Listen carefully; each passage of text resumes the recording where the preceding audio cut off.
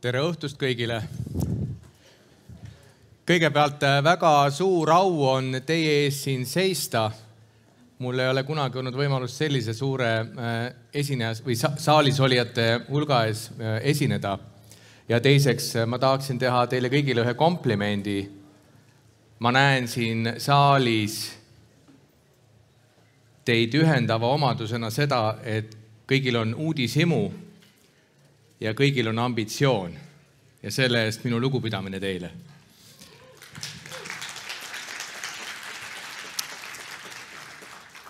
Minu ülesanne täna on rääkida teile 20 minuti jooksul oma suurimatest kaotustest ja parimatest õppetundidest, mida ma olen nendest saanud.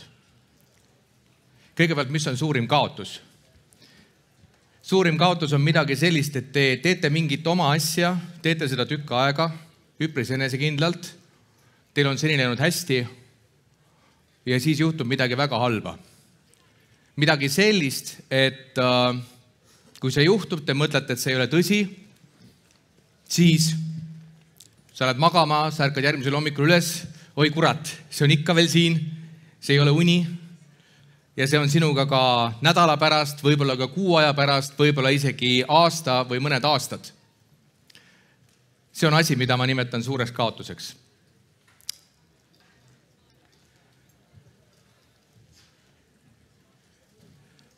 1998. aasta maikuus olin ma ülikooli lõpusirgel. Ma olin 4 aastat õppinud. Ma lõpetasin küla keskkooli, Väike-Maarja keskkooli kuldmedaliga. Ma olin väga andekas. Ma oskasin väga hästi matemaatikat, keeli, juurat, ma omandasin kõike lennult. Ja ega ma tegelikult ülikoolis eriti ei viitsinud õppida ka. Ja saabus hetk, kus ma kukkusin läbi õiguse üldteooria eksami teist korda. See tähendab seda, et mul oli jäänud ainult üks eksam või üks katse ja pärast seda oleks eksmatt. Kusjuures pärast teisekordset läbikukkumist ma tõepoolest ju õppisin teist korda, et see kuradi eksam ära teha.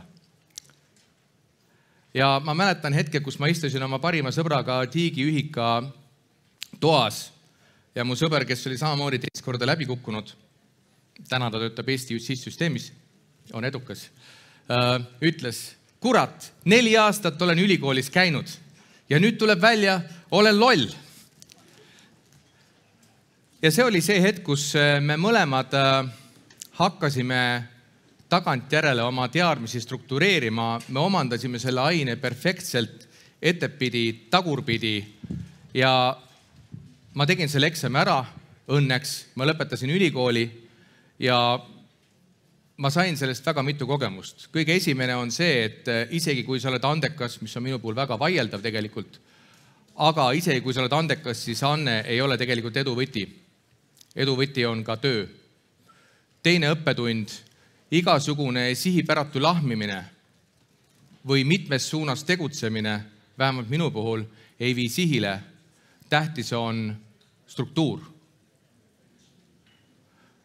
Kolmas õppetund oli muidugi see, et elus juhtubki halbu asju. Nüüd sa oled täiskasvanu väike Tarmo ja kedagi ei koti, kas sa lõpetad selle ülikooli või mitte. Isegi kui sa oled väga sümpaatne. Ja oli veel mitu õppetundi, aga see oli kõige tähtsam ja see andis mulle tõuke, et ma hilisemal teekonnal olen järjepidevalt püüdnud rajada asju mingisugusele vundamendile, millest ma aru saan ja mitte päris sihitult tõmmelda. Vundamente on olnud erinevaid, on ka olnud halbu vundamente ja uusi läbikukkumisi, nii et me võime liikuda siit edasi aastasse 2003. Selleks ajaks ma olen juba olnud, nagu alguses ütlesin, 5 aastat tubli jurist, edukas, advokaadibüroo HETA, töötasin Brüsselis, lõpetasin Brüsseli ülikooli kiitusega, elasin, töötasin Brüsselis, sõin seda, mida tapsin, ehk siis teenisin seda raha, mida kliendid mulle maksid ja ühel hetkel oli aeg tulla Eestisse ja advokaadibüroo, mille partnerid olid, HETA oli Eesti vanim advokaadibüroo, oli ka suurim, nad maidid mu Eesti advokaadibürood juhtima. Nii et ma olin selline siis umbes 25-26 aastane kutt, 27-aastane kutt, kes juhtis advokaadibürood ja kangesti tahtsin teha muutuseid koos teiste noorte kuttidega. Ja me arutasime seda vanemate partneritega, et oleks vaja teha midagi teisiti. Me teame täpselt, kuidas teha, meil oli ettekujutus. Ja siis ma olin ühel päeval Londonis, ma mäletan, see oli esmaspäeva hommik. Kõik oli väga hästi muide. Ja sa oled Londonis ja siis tuleb SMS. Ma olen just äsja kinga saanud. Siin ma siis olen nagu pintsak on, lips on, portfell on ka, mingi asi on ka, aga mitte midagi muud ei ole. Tallinnasse mind keegi ei oota. Vanad tegijad andsid kõikidele noortele, kes tahtsid muutusi korraga kinga. Järgmise nädala ma sõitsin Tallinnas ringi, mul oli selle ajal üks tore Rootsi auto ja selle pakiruum oli täis klienditoimikuid. Aga selgus, et kinga saamine ei olegi maailma lõpp. Esiteks mul olid noored kaaslased, kes tahtsid koos minuga asju muuta. Me saime koos toimetada. Teiseks ma avastasin, et vähemalt advokaadiäris loeb kõige rohkem isiklik suhe inimesega ja kliendid tulevad advokaadiga kaasa, kui on hea suhe, kui on usaldus. Kolmandaks ma avastasin selle, et hea on alati, mõistlik on alati omada teatud kogust sularaha. Lihtsalt sellepärast, et näiteks bensiini eest maksta või näiteks võtta esimene korter või büroo üürile. Nimetame seda siiski bürooks. Ja kõige olulisem on see, et see andis mulle tõuke, see kohutav jalahoop tagumikku andis mulle tõuke teha esimene oma firma. Mina muidugi ei ole üksitegija, ma ei ole kunagi olnud üksitegija, ma olen alati teinud koos teistega ja eks ma olen selle käigus ka üht-teist õppinud. Aga siit tuli järgmine tõuge teha oma firma, aga ma jätkasin endiselt juuraäris. Juuraäril on oma spetsiifika. Ja me liigume edasi aastasse 2006. Selleks ajaks oli meil olnud oma firma juba ligemale 4 aastat ja oli palju suuri asju. Ettevõte kasvas, ta oli kasumlik. Ma sain kogemuse, kuidas töötada erinevate inimestega. Advokaadiäri on külla spetsiifiline, kuna seal töötavad kõik suured isiksused. See ei ole ka täpselt palgatöö või kellast kellane töö, see on väga tulemusele orienteeritud. Ja Rävala 8 oli minu professionaalse karjääri üks tipphetki, sellepärast, et seal ma täitsin Keskkonnaministeeriumi mandaati müüa Tallinna kesklinnas olev kinnistu võimalikult kallilt, et raha tuleks riigieelarvesse ja riigieelarvest sellest finantseeritakse mitmesuguseid keskkonnaprojekte, Euroopa Liidu projekte. 2006 oli toonase kinnisvarabuumi tippaasta. Sellele järgnes vahetult kollapsi märgid olid juba õhus, nii et oli ka mingis mõttes kiire. Ja üksikasjadesse laskumata selle kinnistu müük augusti lõpu seisuga oli totaalne võit. Sellepärast, et riigikassasse laekus müügist 443 miljonit krooni, tänases vääringus natuke alla 30 miljoni euro, mis oli rohkem, kui oli kõrgeim pakkumine, mis oli, kui ma mälu järgi ütlen, 420 miljonit. Minu arvates Eesti Vabariigi ajaloos sellist asja ei ole kunagi juhtunud, et riik oleks midagi müünud ja saanud selle eest rohkem, kui pakuti. Aga mis seal tegelikult juhtus see, et pakkujad oli erinevalt. Mulle toona tundus, et pakkujad on omavahel seotud. Hiljem ajalehti lugedes tundus, et see oligi nii. Ja kui pakkujad avastasid, et nad on üksteist üle pakkunud, siis hakkas tavaline Eesti lugu, et hakkame siis vaidlustama üksteise pakkumisi. Kõigepealt vaidlustas kolmas pakkumise võidu, siis vaidlustas teine pakkumine ja kõige lõpuks, kui me hakkasime lepingut sõlmima, siis vaidlustas pakkumise võitja iseenda võidu. See on fakt. Ja mina noore kutina, kes oli, ütleme, ennast pidasin kõvaks, ütleme siis tänava kaklejaks, ma püüdsin siis kõigile selgeks teha, et minuga nii ei tehta ja ma müün selle kinnistu, ma müün selle maha ja ma korjan kõik ära, sest minuga nii ei tehta. Ja võiks öelda, et augusti lõpu seisuga see õnnestuski, sest pakkujatel olid ka pakkumiste tagatised, need sai ka sisse nõutud. Seal oli umbes 16 kohtu asja, pluss igasugust muud toredat. Nii et see oli täielik võit, aga täielik võit asendus täieliku kaotusega. Ja selleks kulus umbes aasta. 2007. aasta sügisel puhkes skandaal, esitati süüdistus, et mina olen vahendanud Pistist toonase keskkonnaministri Villu Reilani nõudmisel selleks, et teha pakkujatele võimalikult soodsaid otsuseid. Vahet ei ole, mis seal täpselt juhtus, võib-olla te tahate küsida selle kohta. Oluline on see, et mind mõisteti süüdi. Mind mõisteti kohtus süüdi ja see nüüd on järgmine selline kohutav hetk, kus kõik on läinud aastaid ülesmäge ja korraga on nii, et sa ei saa enam töötada advokaadina. Su maine on nullistatud. Kogu oma vaimse energia, kui sa mingil suvalisel hommikul ärkad uuesti ja mõtled, kurat, see on ikka veel siin, see ei ole uni. Siis vaimse energia sa kulutad sellele, et selle asja kuidagi nüüd tegeleda või sellest lahti saada. Sa püüad asju kiirendada, see ei õnnestu, kohtuveskid jahvatavad oma soodu. Ja see kannatus on päris kohutav. Mis on õppetund? Kindlasti esimene õppetund oli mulle see, et enese kehtestamine jõuga, isegi kui sa annab ajutise naudingu, ei ole jätkusuutlik. Teine õppetund, et riigile, kes võib olla ühel hetkel sinu klient, ei saa kunagi äris loota, sest et rattad pöörduvad ja võib juhtuda, et sa oled hoopis väike mutrike mingisuguses teistsuguses mängus.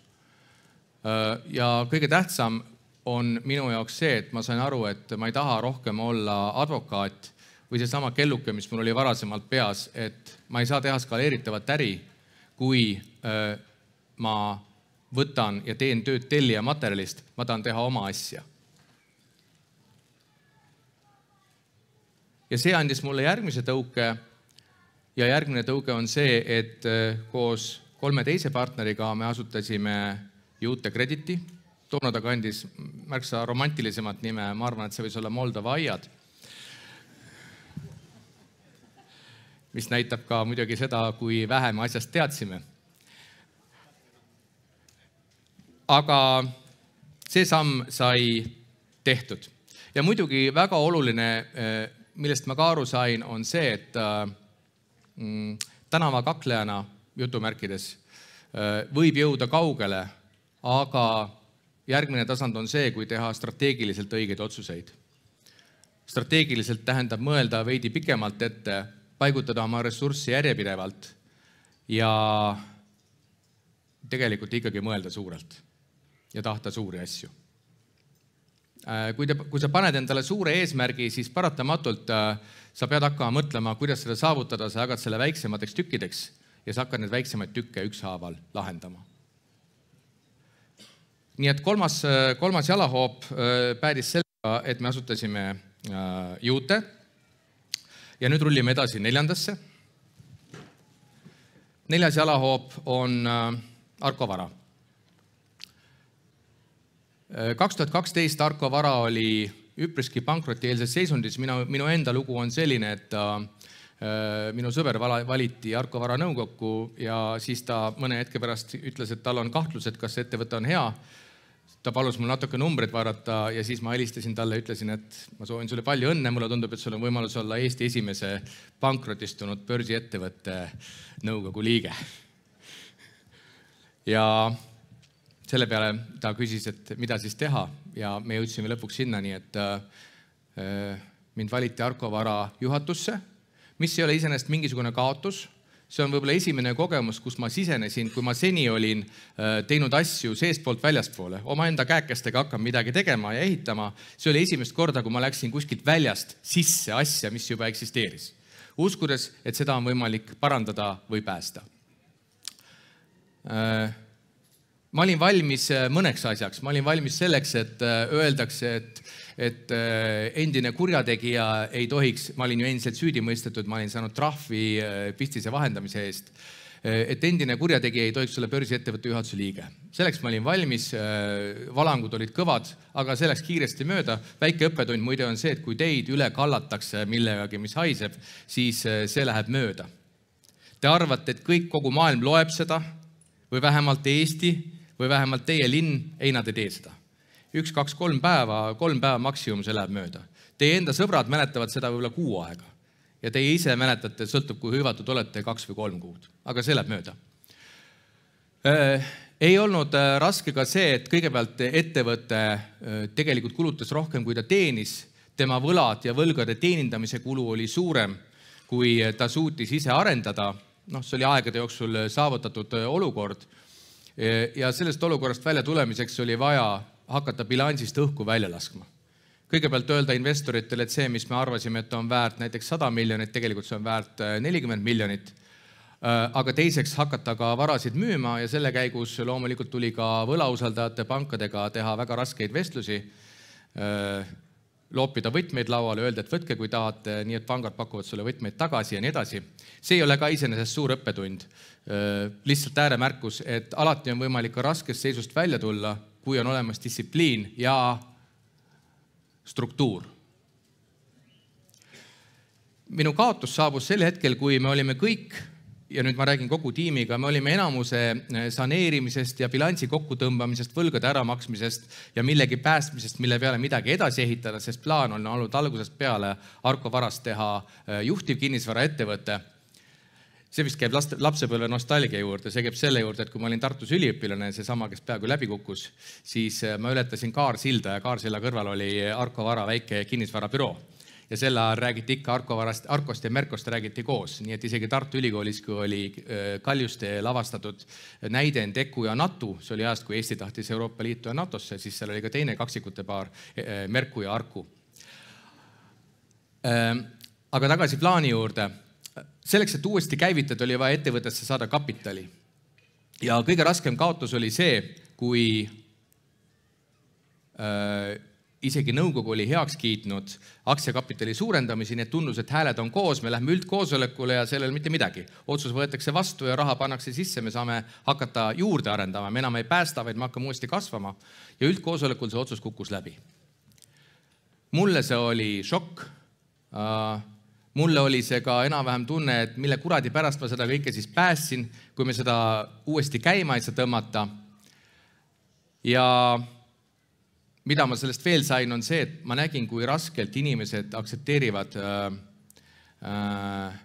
kaotuse sissevõtmist või seda, et tuleb panna veel raha juurde selleks, et kuskil edasi minna.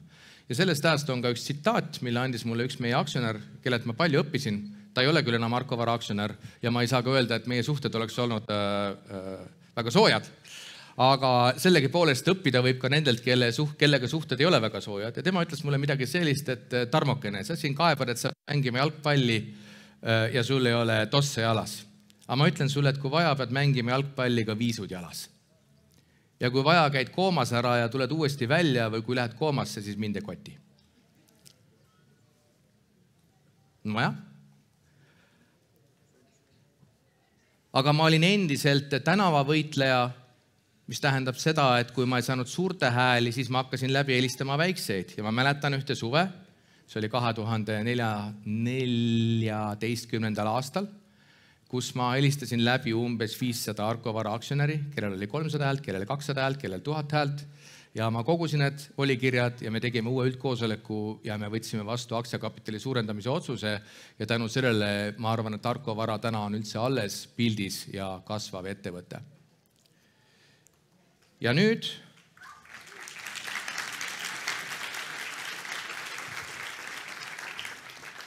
muide, tegelikult tööd teevad ikka päris inimesed ja päris tiim, mina ainult räägin.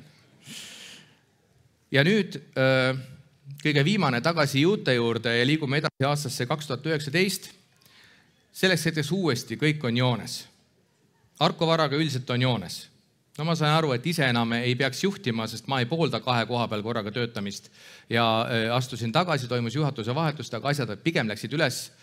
Juutega läksid asjad üles, me kasvasime, meil oli riike juurde tulnud, meil oli struktuur, meil oli tiim, meil olid inimesed, keda usaldada. Me nägime, et me suudame teha äri Eestist väljas, me ei pea tegema Eestis, me saame hakkama erinevate kultuuridega, erinevate religioonidega, erinevate seadustega. Meil on igal pool sõpru, meil on kõik väga hästi. Ja asi, mille ma väga selgelt maha magasin, on see, et isegi hea juhi puhul ta arvab, et ta on hea sellepärast, et on läinud hästi. Ma arvasin, et ma olen hea, sest et on läinud hästi. Aga ma jõudsin lugeda ka ühte mõtet, mis ei ole minu enda mõte ja mõte, mis mulle hiljem kohale jõudis, on see, et head juhti ja halba juhti on praktiliselt võimatu eristada, sellepärast et ka halb juht, kui tal läheb hästi, arvab, et see on tema enda töö ja ta ei saa aru ühest lihtsast asjast, et ettevõttel on läinud hästi temast hoolimata. Seda ütles muide üks Ukraina sõjaväelane ja see oli ühes Eesti Päevalehe intervjuus. Mis siis juhtus? Juhtus see, et kõik läks kohutavalt hästi ja ühel 6. detsembri pärastlõunal ma sain kõne ja mulle öeldi, et selline lugu, tead, et mul raske seda öelda, aga just meilt võeti litsents ära. Ja see kõne tuli Kosovost. Kosovo riik, kuhu me olime enne väga palju panustanud. Me kiitsime seda riiki, me arvasime, ta on edasipüürdlik. Me võib-olla ei pööranud liiga palju tähelepanu suhetele kohaliku regulaatoriga, arvates, et see on edasipüürdlik riik ja kui me täidame seadust, siis meil ei ole väga palju vaja eraldi suhelda. Ja ühe ööga, kuna meilt võeti ära litsents, meile määrati toimivale ettevõttele, määrati likvideerija ettevõttel, millel oli suurepärane tiim, kuhu me olime paigutanud, mille portfelli oli paigutatud 12 miljonit eurot pluss töö. Meil oli umbes 20 000 klienti, see kõik võeti ära. Taaskord olukord, kus hommikul ärkad üles, see ei ole mõni, see läheb edasi, mis teed? Taaskord olukord, kus tegelikult täpselt ei tea, mis teed. Kindlasti on emotsioonid, esimene emotsioon on raev, teine emotsioon on hirm, sellepärast, et mis kurat saab. Sest me ei olnud valmis sellise summa kaotuseks, ütleme, tagantjärele võib ka öelda, et me panime lauale kõik stsenaariumid. Ja kuidas see asi üldse võimalik on? Üldiselt muidugi kaotustega on selline asi õppetund veel see, et kõik on võimalik. Me otsime elust mingisugust õiglust. Aga kui ma siit lavalt maha kukun praegu ja murran jalaluu, siis võib-olla küll jah, äripäev, kurat, oleks pannud siia ka panema astmed ja nii edasi. Aga tegelikult lihtsalt asju juhtub. Muidugi tagantjärele oli ka meie enda arusaamine maailma asjadest veidikene nõrk ja minu enda arusaamine. Ja õppetunnid, mis me sealt saime, on sellised, et kui me olime varasemalt, ütleme, kui ma varasemalt teekonnal olin liikunud, kõigepealt teeme oma firma, aga jääme juurasse, siis oli, et juuras oma firma, aga ärme enam juurat teeme üldse oma firma, teeme mujal finantsis. Ja siis ühel hetkel oli, et väga tähtis on omada ka strateegiat, mitte ainult rusikavõitluses hea olla. Ja siis ühel hetkel tuli ka see punkt, et kui on strateegia ja rusikavõitlus, siis sa suudad võita, aga sa pead olema valmis selleks, et sind lüüakse ootamatult omaenda aktsionäride poolt, siis järgmine õppetund oli see, et sind võidakse lüüa ka riigi poolt. Tegelikult mingis mõttes samasse alguspunkti tagasi, kui sa oled reguleeritud äris, kuhu riik saab sekkuda, siis see on kindlasti suurema riskiallikas. Meie konkreetselt oma ettevõttes selle tulemusena muutsime legal ja compliance'i funktsiooni. See funktsioon oli meil enne ka olemas, aga me tõime selle automaatselt juhatuse tasandile välja kõikides riikides ja see muutus juhtimise täiesti, ütleme, eskaleeritud osaks.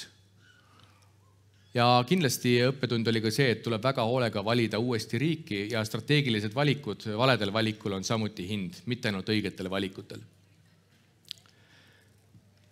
Aga 2 positiivset õppetundi ka. Esiteks, tugev struktuur korvab löögid. Me võtsime selle kaotuse sisse. Tänaseks on kaotusest alles 7 miljonit, 5 miljonit me oleme tagasi saanud, me oleme ka võidelnud. Ja õppetund on ka see uuesti, et tähtsaim on usaldus inimese vastu, nii oma enda tiimiliikmete vastu kui ka nende vastu, kes on teinekord teisel pool lauda. Ja võib-olla varasemast ajast veel arvan, et mida mina olen õppinud, et sõnapidamine on tähtis. Ma jätkuvalt usun sellesse, et usaldust ehitatakse aastatega, seda on lihtne kaotada, aga seda ehitatakse aastatega ja tõepoolest minu soovitus kõigile on seda järgida, isegi kui sõnapidamine on teile mõnikord kahjulik või võib-olla juriidiliselt on võimalik leida mingisugune konks. Minu aeg on täis, päris kokkuvõte. Kui ma nüüd tagasi vaatan, siis see muidu on olnud suurepärane võimalus teha ka tagasivaade enda elule ja aitäh korraldajatele selle võimaluse eest. Siis absoluutselt iga kaotus, mis vastuvõtmise hetkel oli nagu jalahoop tagumikku või midagi hullemat, on tegelikult osutunud ukseks. Litakas, mille ma iga kord sain, äratas midagi ja pani mind liikuma mingis suunas. Ja kõik litakad, mis ma olen seni saanud, on aidanud mind õiges suunas edasi. Ja selle eest ma olen tegelikult tänulik, kuigi sellel õudsel hommikul see sulle üldse nii ei paista. Teine õppetund on see, et kui litakas tuleb, siis tuleks see vastu võtta. Inimese psühholoogia on selline, et tahaks kõigepealt eirata või teha asju edasi nagu tavaliselt. Võib-olla tahaks süüdistada kedagi teisi. Võib-olla tahaks edasi lükata. Tehnikaid on väga erinevaid. Minu arvates on oluline litakas vastu võtta. See enesest läbi lasta, see läbi mõelda, see läbi tunda, seda mitte eitada, seda võib jagada ka teiste inimestega, aga tähtis on see läbi lasta, sest sellest protsessist või sellest valust tekivad tegelikult järeldused. Ma loodan, et ma ise suudan ka tulevikus nende samade sõnade järgi käia, kusjuures ma ei tea, mis järgmine litakas on, see on kindlasti midagi sellist, mida ma kardan. Nii et iga selline suurim kaotus on tegelikult olnud, ma ütleksin tagantjärele armastav jalalöök. Ja ma arvan ka, et Jumal avaldab ennast teiste inimeste kaudu. Ja mina olen töötanud seni koos teiste inimestega ja teised inimesed on mind kandnud, kui on olnud raske ja ma enda jalad ei kanna.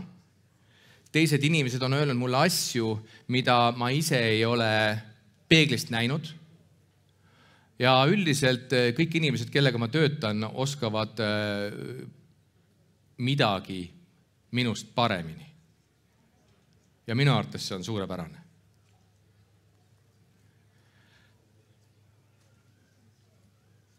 Nii et kui tagasi vaadata, siis iga jalahoop on kandnud mind edasi ja kõrgemale. Ja kui ma võrdlen ennast näiteks mõne börsiindeksiga, siis mulle tundub, et on läinud täitsa hästi. Ja iga tõusu võib vaadata lihtsalt kui ettevalmistust järgmiseks hoobiks, sest see, mis tõi mind sinna, ei vii mind edasi. Aga kuidas ma ise sellest aru saan, kui ainult läbi selle, et midagi juhtub, mis sunnib mind mõtlema.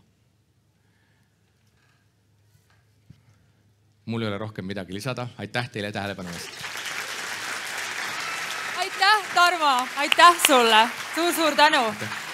Võtame siit publiku hulgast ka ühe küsimuse, natuke oleme üle aja läinud, aga et kelle kätte mikrofon esimesena jõuab, et siis see saab nüüd küsida, aga Tarmo käest ühe küsimuse. Seal. Tere!